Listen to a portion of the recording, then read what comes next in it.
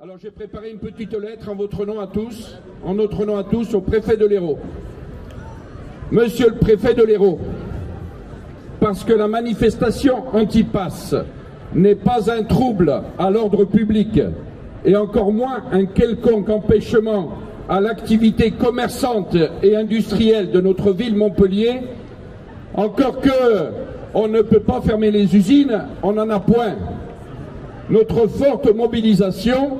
va une fois de plus l'emporter sur la peur et l'intimidation. Ainsi donc,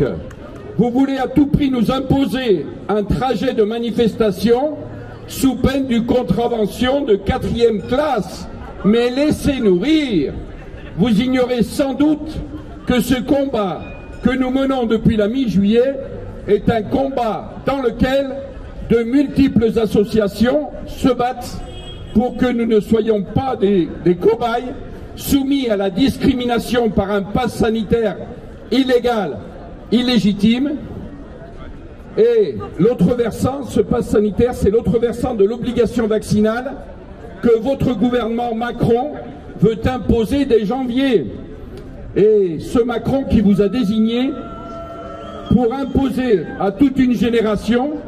du plus petit innocent de 5 ans au plus ancien des nôtres. Ainsi donc, votre campagne idéologique et médiatique, merdiatique pour ne pas dire basson plein, si votre logique vise à rendre plus fortes les contradictions contre la mobilisation sociale en faveur de l'ordre monarchique et républicain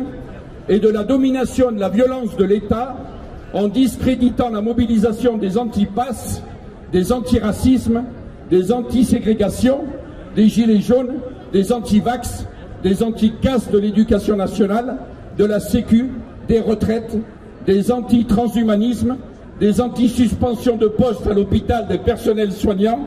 en mettant ainsi la tension sur les contradictions des processus sociaux, en identifiant arbitrairement les opposants mobilisés comme étant les responsables du chaos, en menaçant toute tentative de résistance, voire de transformation du tout à la vaccination, au contrôle de nous-mêmes sur nous-mêmes, contre le chaos et la violence du système que vous représentez, monsieur le préfet. Mais toutes et tous, aujourd'hui, nous refusons le diktat de la loi du marché pharmaceutique, de l'oligarchie qui nous gouverne, supranationale, donc au-dessus de notre nation,